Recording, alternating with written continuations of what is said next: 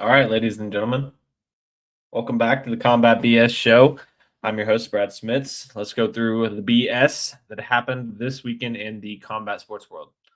Um, we're going to start off right now with somebody who everybody's a fan of, I think. Oh, my bad.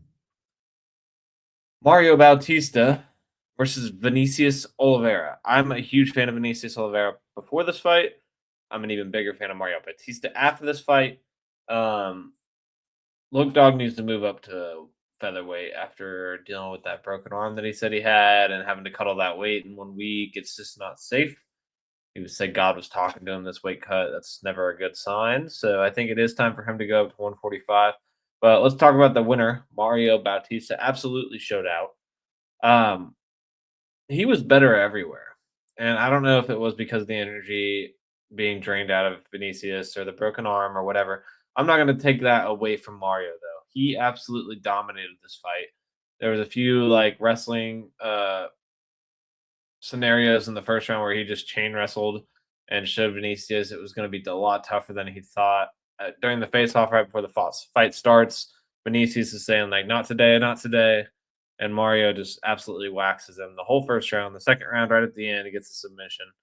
He transitioned from a mounted position to like threatening an armbar and then threatening a Kimura and then uses that to take the back and just gets a rear naked choke. And Vinicius is tapping before it's even sunk. So um, a guy like Mario Bautista deserves a moment like this in his career. A hardworking dude that got a lot of hate for that Jose Aldo fight. Honestly, I think that was warranted, but um, he's not the biggest name, he's not the biggest personality, but he is an entertaining fighter and a very elite fighter after he held his own against Umar. So excited to see him continue to move up the rankings rather than have to get tough fight after tough fight and end up dropping. Next on the card, Kyogi Horiguchi beats Amir Albazi. These two were my bets. I had Mario Bautista money line and parlayed that with Kyogi Horiguchi minus 3.5. Both of those hit, and I will discuss that at the very end of the podcast. Jailton Almeida, Rizvan Cunha. Sorry, let me address this a little more.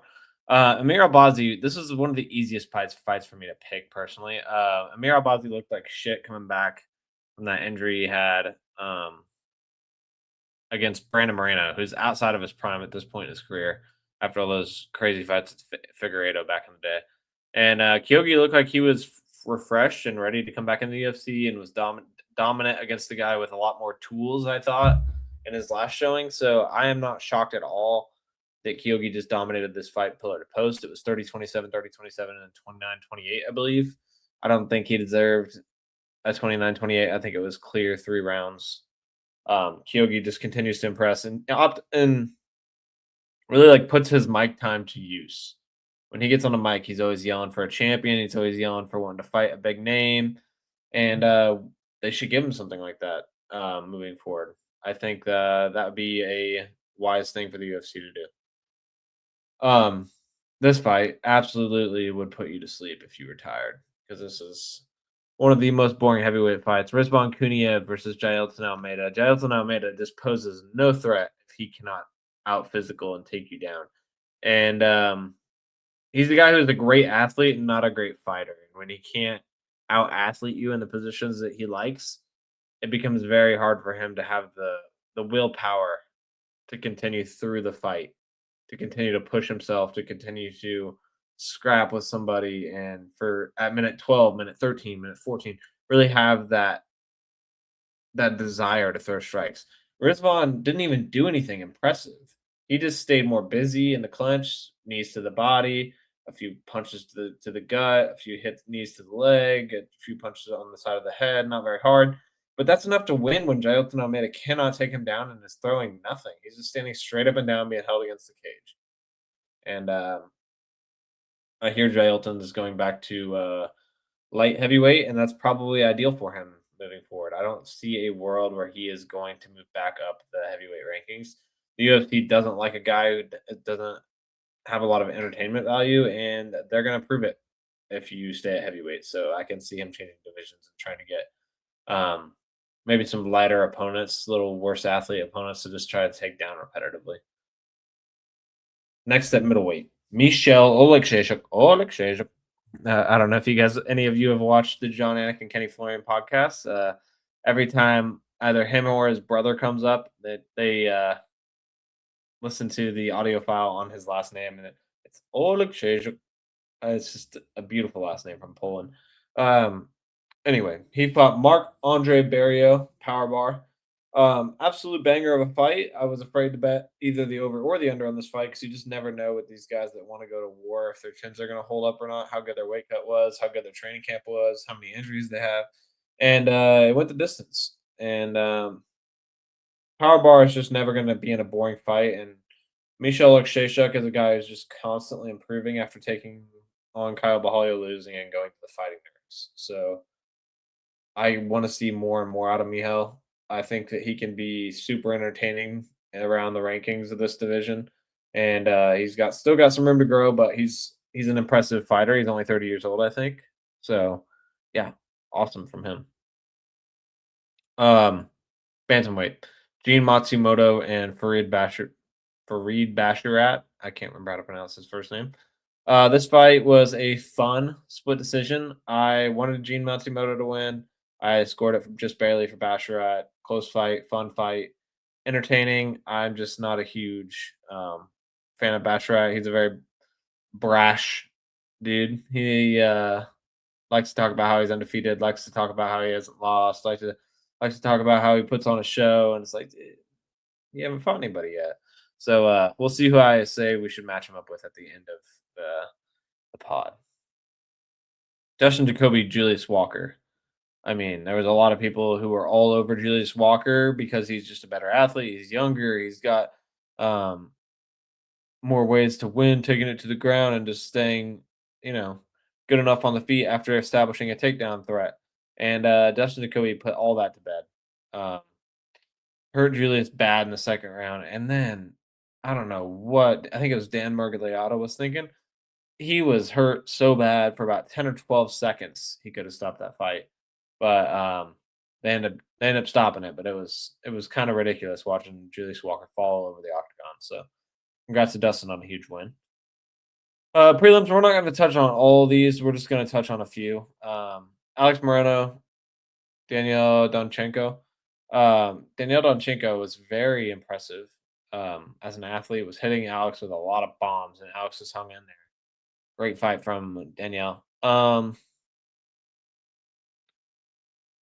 Nikolay Veretennikov versus Nico Price. This was look at that ugly fucking no offense. Jeez. Damn. Nico Veretennikov versus Nico Price. And Nico Price, I know he's got a lot of kids. I know he's got a lot of experience in the UFC, but it's time, brother. He can't take there was 5 or 6 shots with him out against the cage, out on his feet and just standing against the cage. And it's unfortunate to watch that happen to a guy, especially a veteran who's respected in the UFC. And I think it might be time to just let him move on with his career. Anyway, the rest of these I'm not really even going to touch on. I would touch on Javid, but he fought a newcomer who's a weight class up. Wang Kong had just a decision there. Jakub Wilicic with a last second submission. That was a great sub. And yeah. Claudius Segula just stayed really busy in this fight, so I'm not going to touch on these. But it was overall a very good first Apex card for the UFC on Paramount. I like the new. It feels like there was more seating in there. It had a little bit of a life. It wasn't super great, but better than absolutely nothing. Anyway, enough of that. Enough talking about what was. Let's talk about what should be, because I believe the UFC should do these guys a favor. Guys like Mario Bautista, I believe he should be fighting up the rankings. He called out Corey Sandhagen. I heard Corey Sandhagen and Ayman Zahabi were aiming to fight. I don't know if Ayman's going to be ready. Also heard that might not be the case from Ariel Helwani was talking about. Maybe it's Song, maybe it's Ayman. He definitely deserves a top 6 opponent, not Figgy. Nobody wants to see Figgy continue to get guys that are like around his ranking. Getting a matchup with Umar was ludicrous. Figueiredo needs to fight a guy like a Talbot or a guy outside the rankings. There's no reason for him to fight any of these guys other than Talbot, maybe David Martinez. He doesn't deserve to fight somebody near his ranking because he's just holding on to that spot. Um, Kyogi Horiguchi. This is an interesting one because there's so much going on at flyweight. We have Josh Van as a champ. Alex Pantoja is going to get the rematch with him when he comes back, but we don't know if Van's going to wait and the UFC wants to wait. Tatsuro Taira is eligible for a title shot after knocking out Brandon Moreno. Manel Kopp is eligible after knocking out Brandon Royval. Kyogi Horiguchi should be eligible after this performance, but might have to fight one more. A lot of these guys are going to have to take another fight. So for me, with Pantoja out and these three waiting, you just decide right now who's getting the title shot. Josh Van versus who? Manel Kopp, Tatsuro Taira, Kyogi Horiguchi. I believe they should go with Kopp. They should put it on the card in May or April. After that, Alex should be ready. Run Alex. And then the winner of this fight, Taira and Horiguchi, throw that on that fight night in Japan. Your winner is the representing Japan moving forward in the title fight. Anyway, it's a win-win situation. You get to watch both of your favorite athletes fight in Japan. The winner gets a title shot in the near future. I know a lot of people don't like to see people from the same country fight, but who doesn't want to see both these guys fight in Japan if you're from Japan? Unfortunately, they would have to go against each other, but that's just the roll of the dice you get. But yeah, that's it for the top two fights. But let's touch on who I believe. Sorry, let me go back to this fight card. Excuse my pause. Farid Basharat. He's calling out ranked opponents. He's calling out guys near the top of the UFC.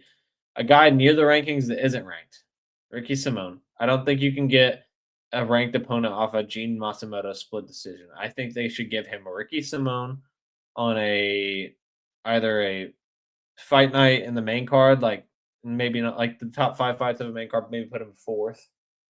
And I think that would be a banger of a fight. I think he deserves a shot at a guy who's more skilled than these younger up and coming guys, more experienced than these guys. And let's see if he can hang. If he can hang after that, maybe it's time to send him into the rankings. But until he can beat a guy like Ricky Simone or someone around that ranking, I don't think he deserves it.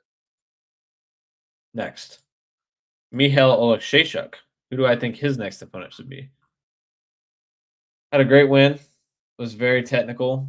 Has a lot of power in his hands. Wants to keep it on the feet, but is capable of wrestling. Let's give him Sharp Bullet, a guy near the rankings. Again, these guys that are entertaining fighters who are improving constantly, but not quite ready for a ranked opponent. Let's give these guys fights where it's a win-win no matter who wins. Who doesn't want to see Ricky Simone continue to get fun, entertaining fights? He's a fun guy. Farid Basharat. He's an entertaining enough fighter. Let's get Sharp Bullet in there with Mihail Oleksiejczuk. I would absolutely love to see that fight. Yeah, enough said there. And this one, I'm gonna skip over Justin Jacoby. I'm not worried about him. He's a veteran. They'll give him a fight. They're never gonna move him up the rankings too high. Daniel Donchenko or Nikolay Veretennikov. Either one of those guys, in my opinion, should fight Chitty Bang Bang. This dude is a very entertaining striker. He keeps it difficult for he's a tough out against a young guy. He's long. He keeps the fight where he wants it for the most part. Now he did lose recently by submission to Jake Matthews. And then he had that fight fall out with Carlos Leal. Or did it fall out? Maybe it didn't. I thought it fell out. My bad. I didn't even know about this. Let's take a look at that. Oh, my bad. Okay, maybe if he wins this fight, it's the perfect opportunity. But I think a guy like Nikolay Veretennikov or Daniel Donchenko, either one of these guys should get a guy that's like 30, 35, 25, somewhere in that range where it's not quite to the rankings, but let's see if you can dominate somebody like he dominated Alex Moreno, like he KO'd Nico Price. let's see if you can dominate somebody who's near the rankings but not there. And then after that, we can continue to advance you, put you in showcase spots, show you off to the UFC audience because the UFC should continue to be hungry for these types of athletes. These guys who are supremely entertaining, who are high paced, who can put on a show against all these other ranked fighters, but just need some time to fight some guys who can give them different looks, like a Chitty Bang Bang who keeps it at the distance, likes to strike, is a big for the weight class. That's what I want to see. I want to see these guys have fun fights and fights to give them different looks so that these guys can continue to learn and be ready when they get to the rankings. Because we don't need to rush guys to the rankings anymore. The UFC is its own system. If you got a star, go ahead. But if you don't, there's no reason. Um, and lastly, the combat bet slip, guys. I don't think I'm going to touch on it today. We're up. We're up like $44 on the year. I'm not going to like harp on it or give any bets for next week's card because that's not till 10, 12 days from now. There's no reason to. Um, I very much so look forward to talking about it, though. I'll give you guys some great bets for the UFC Houston card, February 21st, I believe. Not, yeah, because Valentine's Day is this Saturday. The next Saturday is Houston. Shout out to the UFC for giving us Valentine's Day off so our girlfriends aren't absolutely furious with us. And yeah, thanks for tuning in. Check me out next time. I'll be back on next week. We will discuss the UFC Houston card, do the combat bet slip segment, and talk to you boys then. Peace.